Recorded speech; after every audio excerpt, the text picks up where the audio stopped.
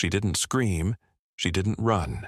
She just stood there clutching the stroller as a German shepherd lunged and barked like his soul was on fire. Everyone thought the dog had snapped. But what if Diesel wasn't trying to attack? What if he was trying to save the baby inside from something far worse than chaos? This isn't just a story about airport security. It's about the moment God sent a four-legged angel to hear a silent cry, and the mother who risked everything to protect a life too small to speak. The sun had not yet crested the horizon when the fluorescent lights inside Denver International Airport flickered to full life, casting sterile blue glows across the polished floor of Terminal C.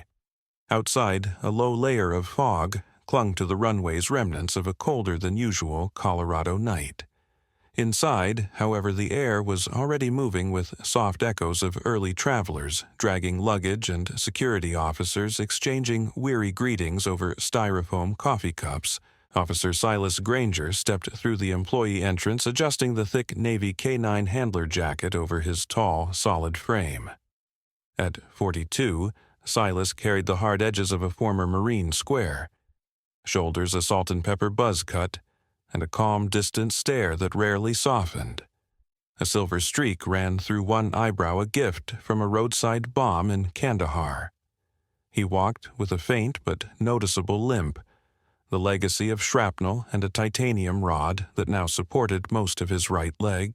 Though his body bore the marks of combat, it was his silence that spoke louder, measured, deliberate, a man who had learned to feel things quietly. Trailing closely beside him on a short, taut lead was Diesel, a 6-year-old German shepherd with sleek black and tan fur, intelligent amber eyes, and the kind of quiet confidence that drew eyes in every room.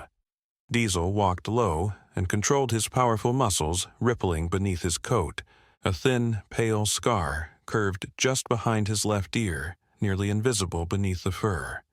A mark from a barn fire where he had dragged a child to safety before the roof collapsed. He had been awarded, photographed, and celebrated for it. But Diesel didn't care for cameras. He cared for scent instinct and the calm voice of the man beside him. Terminal C, Gate 37. Last Tokyo flights touching down in 10. Silas muttered more to Diesel than anyone else, glancing at the schedule clipped to his vest. The dog blinked once in response. That was enough. They passed Supervisor Karen Dawes at the central checkpoint, a short woman in her 50s with curly gray hair and an immovable cup of herbal tea. Another day, Granger, she called with a grin. Better than the alternative, he replied without breaking stride. Karen smiled. She'd seen Silas return from deployment 8 years ago. Wounded, quiet, detached. She'd also seen what the dog did to him. Diesel hadn't just been assigned to Silas. They'd found each other in a training exercise when Diesel, then an overlooked rescue from a Montana shelter, refused to obey his original handler, and instead walked straight to Silas's side and sat. Since then, they'd worked as one. They arrived at Gate 37, just as passengers from Flight 2081 began trickling through the jet bridge. Silas stepped into position. Diesel beside him, nose already working the air. Most travelers were bleary-eyed from the 12-hour flight. There were college students with backpacks, tired families with Disney ears, and business people already tapping into emails. And then there was her, a young woman in her early 30s, with a soft oval face and light freckles that trailed from her cheeks to the bridge of her nose. Her dark, blonde hair was pulled into a messy low bun, strands escaping in all directions, and her expression held the exhaustion of someone who had not slept properly in days.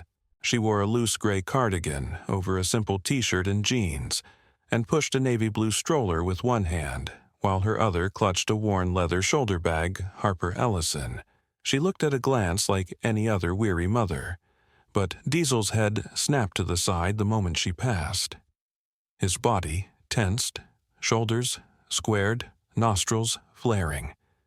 Silas felt the lead tighten as the dog inched forward. "Easy, boy," he said, barely above a whisper. But Diesel lunged, not to bite, never that. He bounded forward and planted both front paws on the edge of the stroller. His snout thrust forward, barking with sudden and relentless urgency. Harper froze, startled. "Hey, what the hell, get your dog off my baby!" she cried, pulling the stroller back defensively. Passengers nearby gasped. One woman screamed. A man dropped his coffee. Security staff turned heads. Silas's heart rate jumped. Diesel wasn't trained to bark unless something was deeply wrong, and he had never, not once in 3 years, disobeyed a direct command. "Diesel, heel," Silas ordered firmly. But Diesel didn't move. He snarled, not aggressively, but as if he were willing the stroller to confess something hidden. Silas rushed forward and gently tugged the leash, guiding Diesel down. This time, the dog obeyed, but remained tense. Body low tail, stiff eyes still locked on the stroller. Harper's hand shook as she steadied the crying baby inside a small girl wrapped in a pale yellow blanket. "She's scared. That thing terrified her."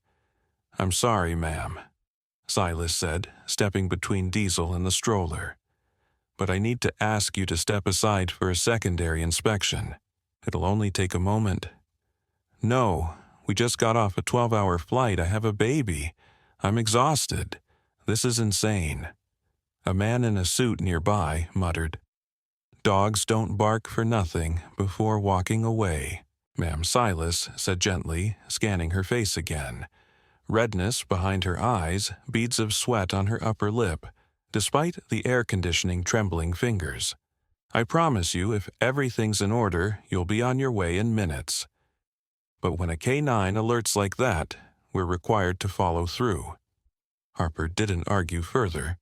She simply nodded, lips pressed into a white line, and followed silently as Silas led them toward the inspection room. Just before they turned the corner, Silas's phone buzzed. He pulled it from his vest. The screen read St. Anselm's Transitional School. Urgent. He hesitated, then answered. "Granger here, Mr. Granger," a woman's voice said on the other end, tired but kind. "This is Paula Reyes from St. Anselm's. I know we spoke last month about Juniper, but her situation has changed. Her placement fell through. She'll be arriving on the 2 p.m. shuttle today." Silas blinked. "Today? That wasn't, though I know I'm sorry for the short notice. We tried everything else." He closed his eyes for a moment. "I'll be there, thank you. Mr. Granger, Junie will appreciate it. I think she's scared, even if she'd never say it." When he hung up, Diesel was still staring at the stroller. Silas looked between his partner and the woman walking stiffly behind him. He didn't know it yet, but the lives of 3 people and 1 dog were about to unravel and intertwine in ways he'd never imagined. And it all started at Gate 37, under the sterile lights with a bark that refused to be ignored. The inspection room was small, clinical, and smelled faintly of vinyl and coffee grounds. A security camera blinked red in the corner. Harper Ellison stood stiffly in the center, her knuckles white around the stroller's handle. Mira, her baby daughter, let out a low whimper from inside small hands, waving blindly at the ceiling. Silas Granger remained near the door, flanked by Diesel, who sat alert. His ears pricked and eyes fixed on the stroller like it might sprout legs and run. Harper's breathing was shallow and her eyes darted from corner to corner like a deer trapped in an invisible snare. Silas noticed it all, the twitch in her right eye, the subtle angle she kept between herself and the door, the tight grip on her bag as if it were holding something more than diapers and baby wipes. "Miss Ellison," he said, carefully using the voice he saved for people on the verge of bolting. "This won't take long. We just need to verify that everything's secure for you and your baby." He kept his tone level, neutral, like offering tea during a storm. "I don't understand." Harper replied, her voice brittle. "She's just tired. She's hungry. She's not dangerous. She's 7 months old." Diesel let out a low whine, restless, almost irritated, and leaned forward. Silas gently tapped the leash twice. "Stay." Diesel stilled. The door opened, and in stepped Officer Dana Merritt, a woman in her mid-30s with cropped auburn hair and the walk of someone used to asserting authority without raising her voice. Her uniform was crisp badge polished and her expression unreadable. Dana had transferred from a larger airport in Chicago 2 years ago, bringing with her a reputation for cool precision and an uncanny memory for faces. "Sorry for the delay," she said, setting a small handheld scanner on the table. "Let's take a quick look." Harper took a small step back. "I really don't think Silas moved slowly toward the stroller. Just need to check under the blanket. I promise we won't touch your baby unless there's cause." But as he reached forward, Harper's hand shot out, gripping his wrist with surprising strength. Her eyes locked onto his. There was fear. There, not the performative kind, not a liar's panic, but something older, deeper, and desperate. "Please," she whispered, "don't wake her." Silas didn't answer. He carefully peeled back the yellow blanket. Mira stirred, blinked, but didn't cry.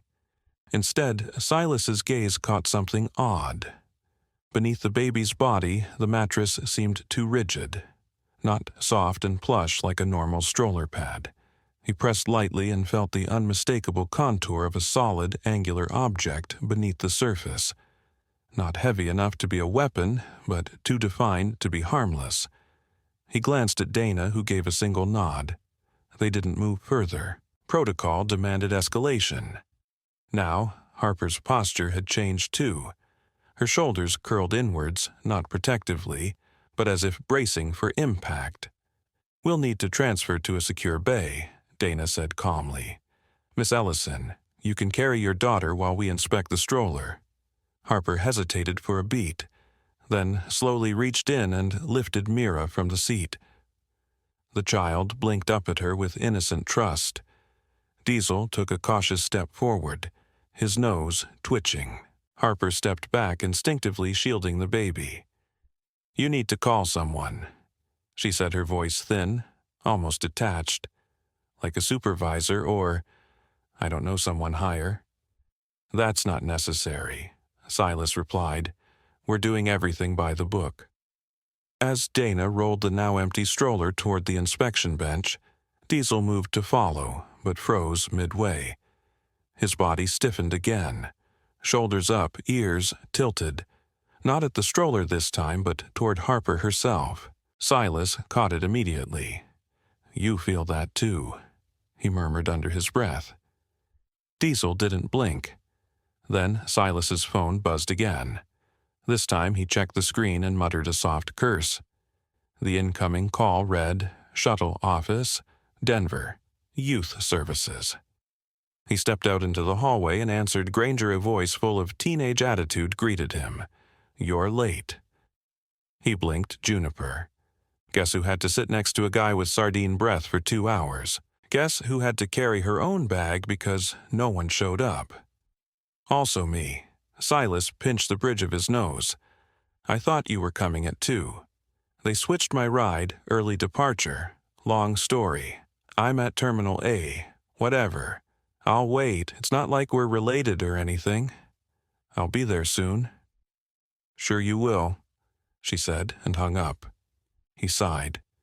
Juniper Granger, 12 years old, sharper than any blade, and colder than the Denver breeze in February. She had her mother's wit, but none of her warmth. Since her mother's death 2 years ago, she had bounced through relatives and institutions until now, landing reluctantly into his custody. Back inside the room, Dana had finished scanning the stroller. She gestured for Silas. "You need to see this." He stepped over and peered into the hollow beneath the mattress. Padding, Dana had sliced the seam with a small blade, revealing a hard-shell container embedded in the foam. Inside was a sealed envelope, plastic-wrapped and moisture-protected.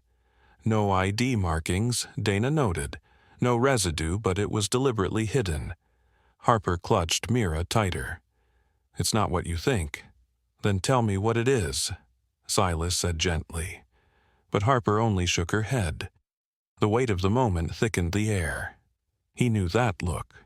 He had seen it in other countries, in other mothers, running from things they couldn't name out loud. He straightened eyes, narrowing just slightly. We'll pause for now, but this stays in our custody until further notice. Harper sat down in the chair by the wall, Mira asleep against her chest. Her lips parted slightly, but she said nothing. Diesel lay down at Silas's feet, his eyes never leaving the woman. Something was very wrong, and Diesel knew it before any of them. The tension in Inspection Room 3 had not lifted. It had only settled heavier now, like the stillness of thick fog before a storm. Silas Granger stood at the edge of the stroller, his hand still resting on Diesel's harness. The German shepherd refused to relax his nose, hovering inches from the mattress. Hackles raised. His posture wasn't aggressive. It was deliberate, alert, unwavering. Silas had worked with Diesel for long enough to know the dog wasn't merely reacting. He was certain, and what he sensed was dangerous. Dana Merritt. Her sleeves rolled up, and her gloved hands ready stepped forward without a word. The faint scrape of her utility blade slicing the seam of the stroller, padding, filled the silence. Harper Ellison, holding Mira tightly against her chest, shifted her weight back toward the corner. Her face had gone pale. Lips pressed tight, eyes glossy with something between fear and exhaustion.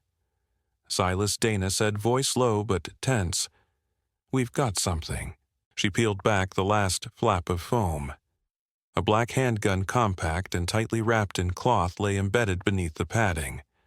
Dana reached in, carefully unwrapping it, to reveal a Glock 19 loaded safety off Silas. Let out a sharp exhale. Jesus. Harper collapsed to her knees, her body curling around Mira, as though shielding her from the reality of what had just been uncovered. Her tears came suddenly soundless at first, then breaking into quiet sobs that shook her entire frame. Mira whimpered and reached her tiny hand toward her mother's cheek.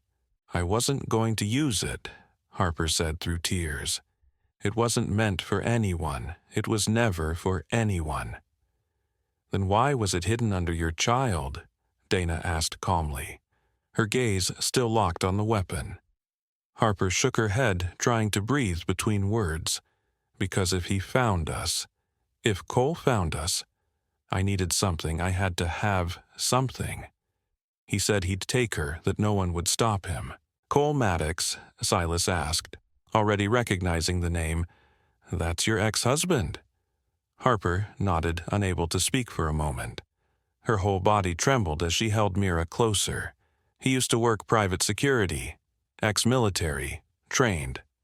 Connected after Mira was born, things got worse. Cameras in the apartment. Tracking my phone, he said I was his property. That if I ever ran, he'd make sure I never saw her again." Dana slowly secured the weapon in an evidence bag. "You took the gun from him." "I didn't know what else to do," Harper said, her voice cracking like old wood. "I couldn't leave it behind. He never checked the stroller. He never once changed a diaper. It was the only place he wouldn't look." Silas didn't respond immediately. He stood beside Diesel, whose growling had finally faded to a low, steady breath. The dog sat now close to Harper, but not imposing. Mira's hand touched Diesel's fur. Grabbing, gently, Diesel stayed still. "We'll have to file the weapon with TSA and report the violation," Dana said, not unkindly, "but we'll also note the circumstances. Silas, I'll notify Family Services and request a protection hold." Silas nodded. "I'll escort them myself." Harper looked up, startled. "You believe me?" "I believe Diesel," Silas said simply. "And right now he's sitting next to you. Like you're not the threat." Harper wiped her eyes. "Thank you." Across the city at St. Anselm's transitional home, Juniper, Junie Granger, sat cross-legged on a twin mattress in a dim room that smelled faintly of hand sanitizer and floor wax. Her backpack was unzipped beside her, and a small stack of worn envelopes lay fanned across her lap. They weren't addressed to her. They were addressed to her father. The handwriting was her mother's looping. Uneven, at times like she'd been too emotional to keep steady. Most were dated during Junie's early childhood. None had postage, none had ever been sent. Junie read them in silence. Dear Silas, she drew a dog today. She said it reminded her of you. Dear Silas, I want you to know. I never stopped hoping, dear Silas. I told her you were away working, but she doesn't believe me anymore. Her chest tightened. The letters weren't just messages, they were evidence of a connection her mother had tried to maintain even if Silas never knew. Or did he know? Had he just not cared? The lump in Eunie's throat grew too big to swallow. She threw the last letter onto the bed, stood, and stormed out of the room, down the hallway to the common dining area. Dinner had been served, but her plate chicken green beans and mashed potatoes sat cold and untouched on the table. She sat across from it in silence, arms crossed, a counselor. Miss Tanya, early 30s, kind eyes, dreadlocks pinned back into a bun, approached cautiously. Junie. You feeling okay? I'm fine. Want to talk? No. You hungry?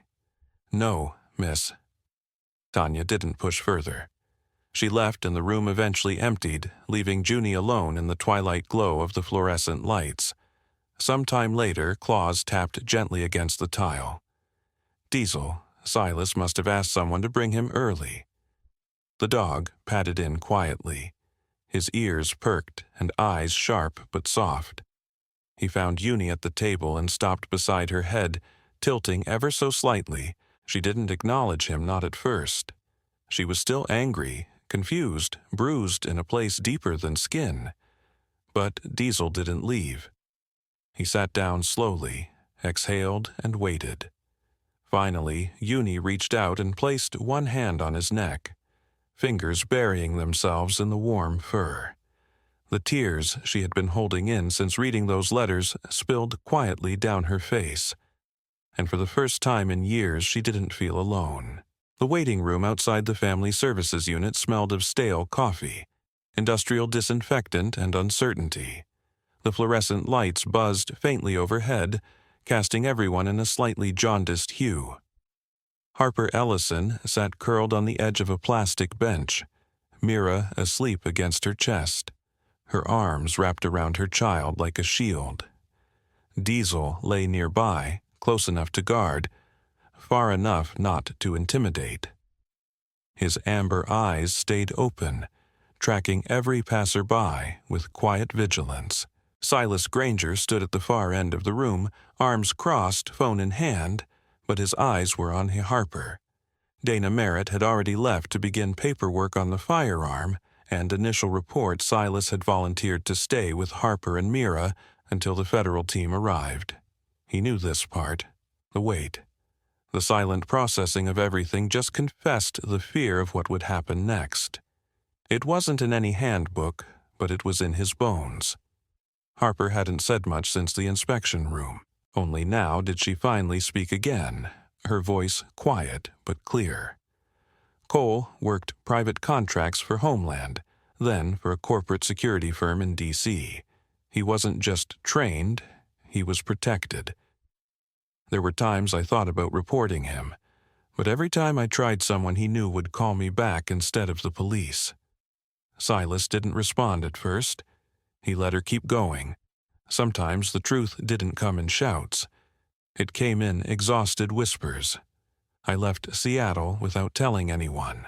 Got to Tokyo with help from a friend who works with foreign victims, stayed there 5 months, then had to return when my visa ran out. I didn't want to come through Denver. I picked it because Cole has no known ties here. I thought it was safer. Silas nodded once, slow and solemn. That clock was registered. No one of his backups, no serial. He keeps dozens. Silas's jaw tightened. We've already escalated it to the regional DHS liaison. They'll run his name and the documents you gave us. Harper looked down at Mira, brushing a hand softly over the girl's fine dark hair. Will I be charged? You violated customs law, he said honestly. But the context matters, intent matters. They'll see that. Just then, the hallway door buzzed and a new figure stepped inside. Agent Tessa Langley, early 40s with shoulder-length chestnut hair streaked lightly with silver, and an efficient stride that spoke of years in federal service. Her suit was dark navy, not a wrinkle in sight, and a small Homeland Security badge glinted at her belt. She introduced herself with a nod. Agent Langley, assigned to review the Ellison case. "May I sit?" Silas gestured her over. Harper stiffened slightly as Tessa took the seat across from her. "I've reviewed your preliminary file, Officer Granger's report and Merritt's evidence log," she said, voice professional but not cold. "The firearm, your background, your husband's employment history. It matches the internal records I can access so far, ex-husband," Harper corrected quietly. Tessa inclined her head. "Right. My job now is to determine whether you and your daughter require emergency protection under federal statutes. I'd like to ask you a few questions privately if possible." Harper looked toward Silas, eyes wide with sudden panic. "Can Diesel stay?" Silas smiled slightly. "He doesn't leave the people he chooses." Tessa looked between them. "As long as he doesn't disrupt the interview, I have no objection." Across town, Silas's patrol truck pulled up in front of the K-9 unit training complex, a brick and steel facility tucked behind a chain-link gate outside Denver proper. The building looked cold from the outside, but inside was a different world. Clean rubber flooring, padded obstacles, rows of kennels and open fields lined with tracking scent trails. And standing in the middle of it all was Junie Granger, arms crossed, face blank but curious. She wore her black hoodie again, hood up this time, hands tucked deep into the pockets. She hadn't spoken much in the car. Silas had picked her up after Harper's interview began offering her an out from the group home. She took it, not because she missed him, but because Diesel would be there. "Place hasn't changed much," he said. As they stepped inside, Junie shrugged. They moved through the training area in silence until they reached a fenced zone where several puppies were watching a senior dog demonstrate scent tracking on a series of boxes. "That's Scout," Silas said, gesturing toward the older dog, a broad-shouldered bloodhound with a lopsided ear and a limp. "He's teaching them how to locate black powder residue. You teach dogs how to find bombs." Junie asked, first time she'd spoken all day among other things. "What can Diesel do?" "Diesel can detect over 40 scent profiles. Explosives, narcotics, human remains, electronics, even agricultural contraband. He also knows hand signals in 3 languages. Junie blinked. "No way." Silas nodded. "Way." They watched as Scout signaled a correct box. The trainer's 2 young women in standard K-9 instructor gear rewarded him with a treat and gentle praise. One of the pups tried to mimic the move and tripped over his own paw, earning a chorus of laughter from the handlers. Junie grinned. That's when Diesel trotted in through the side gate. His tail flicked once at the sight of Junie. She dropped to her knees on instinct, arms wrapping around his neck. Diesel stood still, allowing it all. "You think I could do this?" she asked quietly after a moment. "Work with dogs like you and Diesel."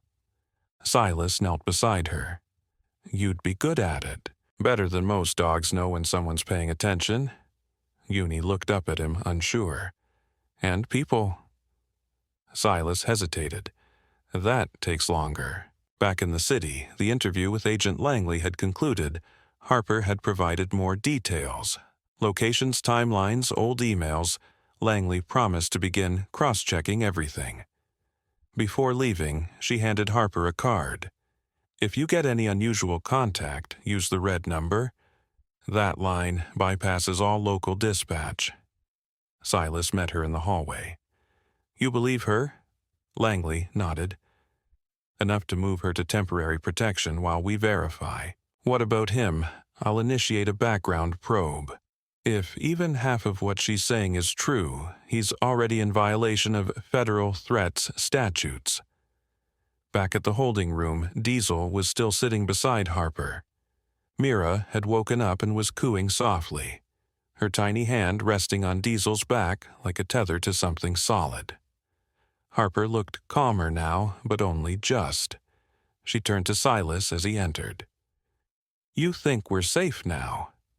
He glanced at Diesel, then back at her. "I think the right people are finally listening." And for the first time since the inspection room, Harper let herself believe that might be true. The morning rain drizzled quietly over Denver, misting the windows of the temporary protection wing at the Federal Family Services Building. Inside, the atmosphere was hushed more out of gravity than peace. Harper Ellison sat beside a heater vent in the corner of a modest room, Mira sleeping against her chest beneath a thin gray blanket. Diesel lay between them and the door. His paws crossed, amber eyes trained forward like a sentinel that never blinked. Silas Granger entered just after 7, the scent of fresh coffee cutting briefly through the sterility of the hallway. He carried 2 paper cups and a wax bag folded at the top. His coat was still wet from the morning drizzle. He moved quietly, offering Harper the cup with a nod. "Hazelnut. No sugar. Thought you might need something warm." Harper took it carefully, as if it might vanish. You remembered, Diesel has a good memory. "I try to keep up." She smiled faintly, but there was exhaustion behind it. Emotional more than physical. The weight of what she was carrying wasn't just Mira or the trauma, it was knowing that the system that failed her before might still turn its back. Without a word, she reached up and unclasped the gold chain at her neck. The pendant looked ordinary, a delicate silver oval with a tiny seam around its edge. She handed it to Silas. "There's a micro USB inside. It's encrypted but unprotected. I didn't dare store it online. He's good at finding things. I figured if anything happened to me, someone might open this and do something." Silas pried it open gently and found the drive nestled in a small compartment behind the pendant. He looked at her, brows lifted. "What's on it?" "Videos from a nanny cam." I didn't know was still recording. He didn't either. Her voice thinned. "There's one where he's yelling, shaking the crib, threatening to erase me from her life. Medical reports, too. Hospital notes, x-rays, a wrist fracture I told the nurse was from a fall. It wasn't Silas didn't speak. He simply closed the pendant and slipped it into a small evidence pouch in his coat pocket. "I'll get this to Langley today," he said. "It'll help Harper." Nodded. "That's all I've got if it's not enough." "It's enough," Silas said firmly. "You're not the one on trial here." Diesel let out a low huff from the floor. Not quite a growl, but not quite relaxed either. His eyes remained fixed on Mira, who stirred slightly in Harper's arms. He hasn't taken his eyes off her. Harper whispered, "Not once since we got here." "He doesn't miss much," Silas murmured. "He knows danger even when we don't." Later that day, the hallway outside the K-9 training center echoed with the excited yips of half-trained puppies and the sharp commands of their handlers. Uni Granger stood behind a wire fence in the observation area, watching as Scout, a droopy-eared bloodhound with years behind him, demonstrated scent identification using small canisters. Diesel was nearby, watching with mild disinterest. His body language unreadable. He was off duty technically, but still glanced at every open door and shift in scent. Junie glanced at him now and then, as if unsure whether to call him over or not. Behind her, Harper approached slowly. She was dressed in borrowed clothes, gray hoodie jeans, sneakers. Her face had more color than it did the night before, but the wary edge remained. "I thought I'd find you here," she said gently. Junie didn't turn around. "It's quiet here and the dogs don't lie." "No, they don't," Harper said. For a moment they just stood there, then Junie finally spoke. "Why'd you come back?" Harper blinked. "To Colorado." "No, to the world. After what happened. After what he did, people break for less." Harper moved beside her. "I didn't come back for me. I came back for Mira. I didn't want her first memory of this world to be running. Junie hesitated. You're not afraid. I'm terrified, Harper said simply. But if I let fear lead, I become part of his silence. And I refused to give him that Junie's fingers curled into the chain link. My mom wrote letters to Silas. She never sent them. Harper nodded. Sometimes writing is the only thing we have left when the world won't listen. She should have made him listen. Maybe she thought she didn't deserve to be heard. Junie's voice cracked, I think. I know how that feels. Harper looked over. Then make a promise with me. If either of us ever feels like we're sinking, we say it. No more silence, no more fear. Junie didn't respond right away, but she turned her head and met Harper's gaze, uncertain, but not guarded. Okay. Diesel let out a soft sigh behind them, laying down, fully now, head on his paws. For the first time in days, he seemed calm. That evening, Silas delivered the necklace and USB drive to Agent Langley at her temporary office. She accepted the evidence with her usual cool professionalism, but paused briefly after reviewing the list of files on the drive. This will help, she said simply. But it's going to take time. Silas nodded. She's holding it together. But barely. Langley's face softened just slightly. She won't have to hold it alone for much longer. Back at the safe facility, Harper tucked Mira into a portable crib beside the couch. The room dark, except for the gentle glow of a nightlight in the shape of a bear. She sat beside the crib, running a hand along the edge of the mattress, listening to Mira's breath rise and fall. In the doorway, Junie leaned against the frame, arms crossed, face unreadable. You okay? Harper asked softly. Junie shrugged. I don't know. That's an honest answer. I don't know if I believe in safe anymore. Harper looked over the smallest smile on her lips. Me neither. But maybe we can start with honest, then try safe later. Diesel entered from the hall and curled up near the crib, placing himself between the child and the door. Is he always like that? Junie asked. Yes, Harper replied, he knows when to watch. Even when we don't know what we're watching for. A heavy gray sky hung over downtown Denver, low and unmoving, as if holding its breath. The courthouse's stoned facade loomed cold against the drizzle, its iron gates standing like silent witnesses to countless stories of justice delayed or denied. On the third floor, in a secure consultation room, Harper Ellison sat opposite Agent Tessa Langley. Her shoulders were squared, her eyes tired but no longer hollow. Beside her, Mira played quietly with a plush owl on the carpeted floor, occasionally glancing at Diesel, who lay between her and the door like a shield of muscle and fur. Langley tapped on her tablet, the screen casting a faint glow on her face. We've traced Cole Maddox's travel logs. While his current location isn't confirmed, we've located a forged Canadian passport in his name, found during a raid on a safe house registered to a shell company he created. The plan was to cross the border through British Columbia, using alternate IDs. Harper's throat tightened. He was going to take her. Yes. Langley said, her voice steady. And we have reason to believe he had help inside a regional law enforcement agency. Records show several case reports related to your restraining orders were marked closed before review. That shouldn't have happened. Harper exhaled through her teeth. He always said no one would believe me, that he'd bury everything. Well, Langley replied, her gaze firm. We've just started digging. The agent slid a folder across the table. We've moved your testimony to federal jurisdiction. You'll be assigned a federal advocate.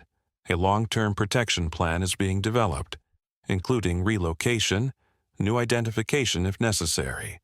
Harper opened the folder, hands shaking slightly. Diesel, as if sensing her unease, rose and nudged her leg softly with his nose.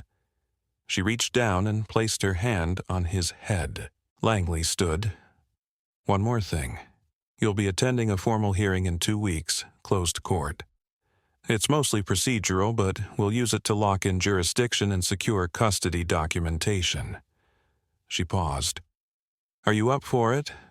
Harper looked down at Mira, who was babbling to her owl, completely unaware of how close she'd come to disappearing. "Yes," she said almost to herself. "I'm done running." Across town, the K-9 training field buzzed with energy.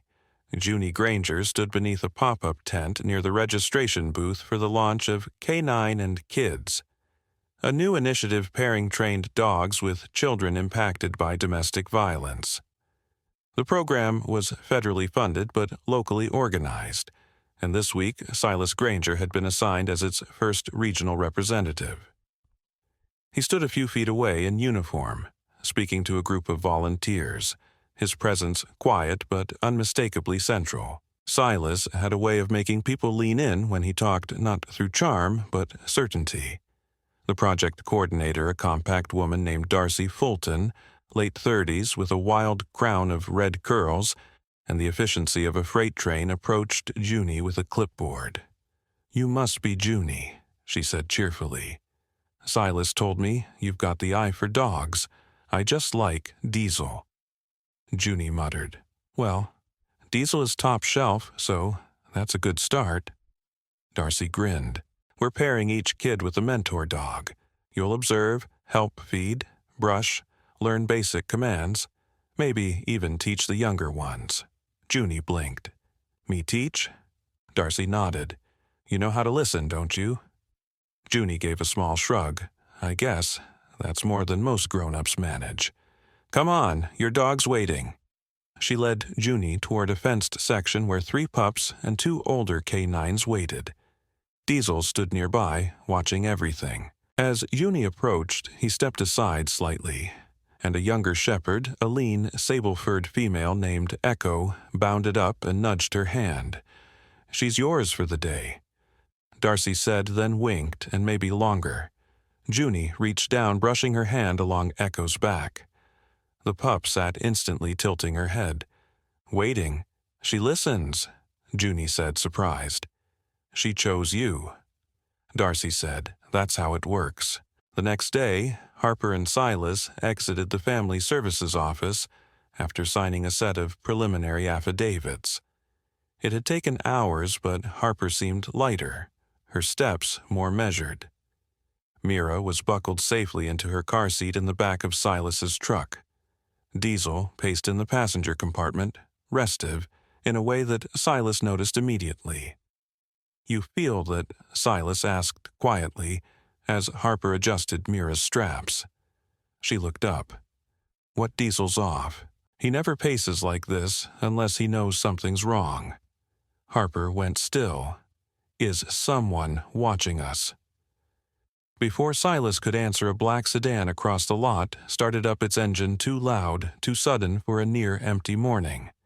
It rolled forward, fast, straight toward them. Harper screamed. Silas spun, grabbed her by the arm, and shoved her behind the open truck door just as Diesel launched into motion. The dog darted forward, teeth-bared body a blur of precision. He planted himself in the car's path, barking furiously. The sedan slammed its brakes, skidding with a screech. Diesel held firm inches from the bumper, barking with the full weight of muscle and fury. Inside the car, a man's face was obscured by a cap and glasses. For 1 tense second, the engine revved again. Then the car reversed sharply and peeled out of the lot. Silas had his weapon drawn. "Plate?" Harper, still shaken, stammered. "I didn't see it was covered." Diesel returned, panting but unhurt. Silas knelt, gripping his collar. "You saved them again." Later that evening, Harper sat with Junie on the back steps of the facility's side entrance, the sunset painting the horizon in bands of golden ash. Myra slept inside, and Diesel lay just below the steps, chest rising and falling steadily. "You all right?" Harper asked. Junie nodded. "You. I think I will be." They sat for a long time. Junie looked sideways. "Why do you think he always knows Diesel?" Harper thought about it. Maybe dogs don't see the world through what they want to believe. Maybe they just see it as it is. Junie leaned her head on Harper's shoulder. Just briefly. I think I want to be like that. 3 months had passed since the day Diesel stood between Harper and the black sedan, since the folder of evidence was accepted, since the court gave Harper a new name. And now, under the quiet skies of eastern Oregon, Harper Ellison, now Grace Martin, stood barefoot on the worn wooden porch of a white farmhouse surrounded by acres of silence. The witness protection relocation had moved her and Mira to a government-purchased property nestled between tall pines and waving golden grass. There were no neighbors within a mile, no street cameras, no familiar faces, and for the first time in years that was a good thing. Mira, now 1 year old, had grown sturdier, livelier. She squealed as she crawled over the freshly sanded floorboards, chasing a red rubber ball that bounced gently off the living room wall. The baby had learned to giggle full round belly laughter that filled the house with echoes of something once thought extinct. Grace Harper sat on the rug nearby, folding laundry. Her hair had grown out softer curls tucked behind her ears. Her eyes were brighter, less hollow, but still now and then she flinched at sudden sounds, or paused too long at shadows. Healing was not the same as forgetting. Then came the knock. 3 slow taps on the screen door. She stood quickly, heart-skipping, until she saw Diesel's silhouette just outside the porch rail. Behind him, Silas Granger stood with his usual, calm, one hand in his jacket pocket, the other loosely holding a paper bag. His shirt was untucked. He had driven 9 hours straight. Grace pushed open the screen. "You found us. Wasn't that hard?" Silas said, smiling. "The hard part was not telling anyone else where you were." Diesel stepped through. First, Mira squealed with delight. She dropped her ball, crawled at full speed across the room, and threw her arms around Diesel's thick neck. The German shepherd stood still, tail slowly wagging, head lowering just enough for Mira to press her cheek against his fur. That did it. Grace collapsed into the nearest chair, tears sliding silently down her face. Silas entered, setting the paper bag on the counter. "Brought lemon bread from that bakery you liked. Thought Mira might want to chew on it more than eat it." Grace wiped her eyes. "You don't know how long I've wanted to see him again." Silas looked down at Diesel. He wanted to see her too. They sat in the kitchen as Mira climbed over Diesel like he was her personal playground. He didn't move, not even when she tugged his ears. Grace poured coffee into chipped white mugs. "They let you take time off." "A few days," Silas said. "Technically it's a post-welfare reassessment trip." But I told them the truth. "What was that?" "She's the only person Diesel listens to unconditionally." Grace laughed through her tears. Back in Denver, the K-9 and Kids program had expanded quickly. Darcy Fulton now managed 2 satellite programs in nearby cities. Junie Granger, 15, and determined, had become a quiet leader in the first-level training group. She wore the same dark hoodie most days, but her posture had changed, shoulders, back, eyes steady. Her favorite dog Echo was now assigned to her as a permanent training partner. The young female shepherd had grown sleeker, more focused, her fur a gleaming sable. Together, they'd already passed their initial evaluation for juvenile handler certification. This afternoon, Junie sat cross-legged at a corner of the training field, a black collar in her lap. It was hand-tooled leather with a brass plate engraved in clean serif letters, "Guardian of the Quiet." She waited until Silas and Diesel returned, then walked toward them with deliberate steps. "You're late," she said, though her grin betrayed her mood. "Long drive," Silas replied. Diesel trotted toward her ears, forward. She slipped the new collar around his neck, clipped it into place, and leaned her forehead against his. "Thank you," she whispered, "for saving them, for staying." Diesel closed his eyes. "Echo's passing her distraction drills next week," she said proudly. "Then I start tracking classes. I already applied." Tracking. Silas raised an eyebrow. That's no joke. I want to do what she does and what you do. But better, he smirked. I'd be insulted if I didn't know you meant it. I do. They turned to watch the field where younger handlers practiced with chew toys and praise cues. Echo sat at Junie's heel tail, curled calm and ready. In Oregon, the sun began to set behind the ridgeline. Grace tucked Mira into her crib by the window. She sang softly something from her childhood, a lullaby she'd nearly forgotten, but now returned without effort. Mira sighed, one hand still gripping the corner of a well-loved blanket. Diesel lay by the door, already asleep. Silas stepped out onto the porch, arms crossed, watching the trees move in the wind. Grace joined him a few minutes later, a blanket wrapped around her shoulders. She dreams peacefully. Now she said she'll grow up knowing she was protected. He replied.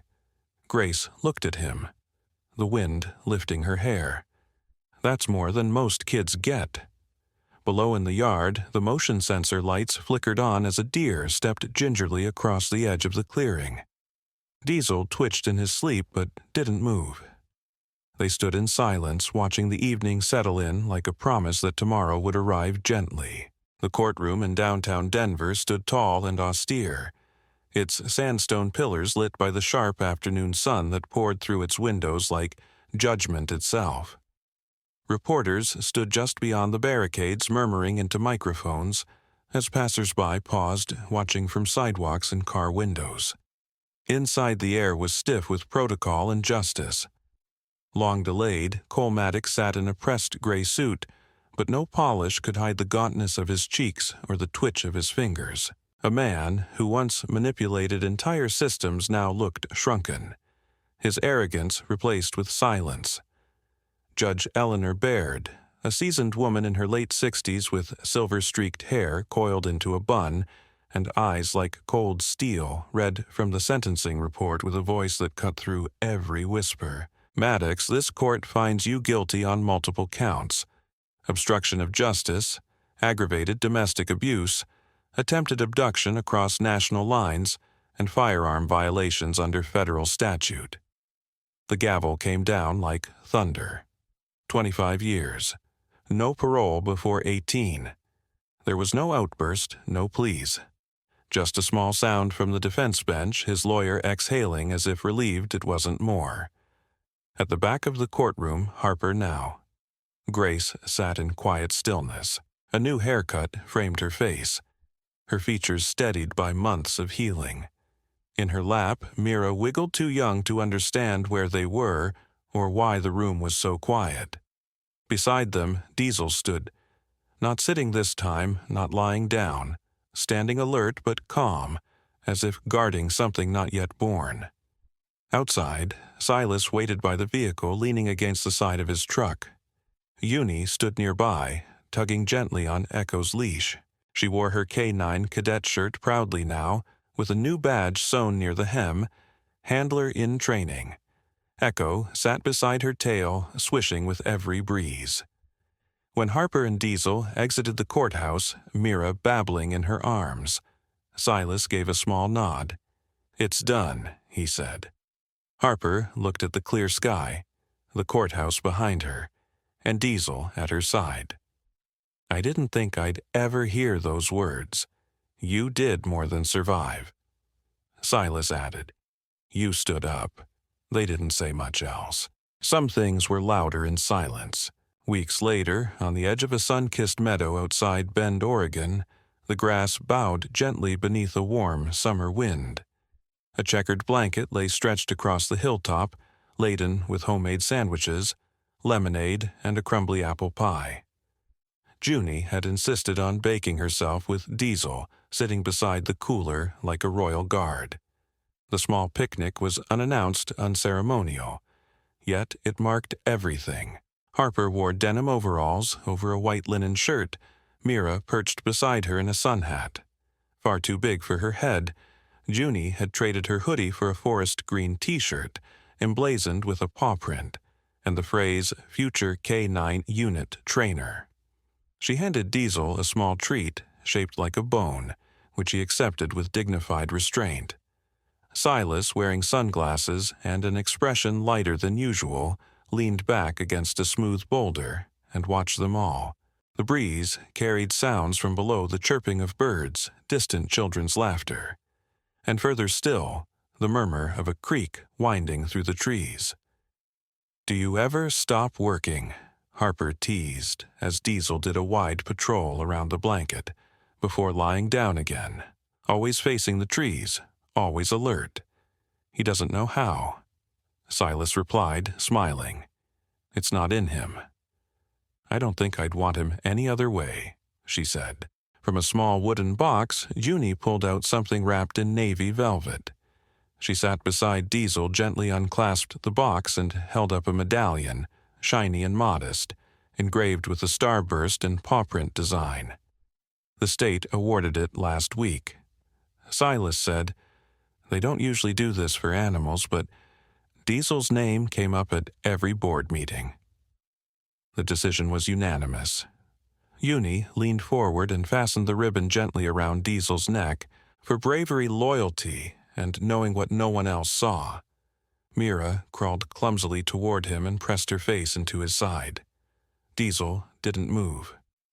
The golden hour descended slowly, painting their small world in warmth. Shadows stretched, and Diesel finally allowed himself to relax fully. His body stretched on the soft grass, one ear flicking at the sound of a squirrel in the distance. Harper rested her head on Silas's shoulder. "You ever think about what's next?" "I used to," he said. "Now I think about what's real."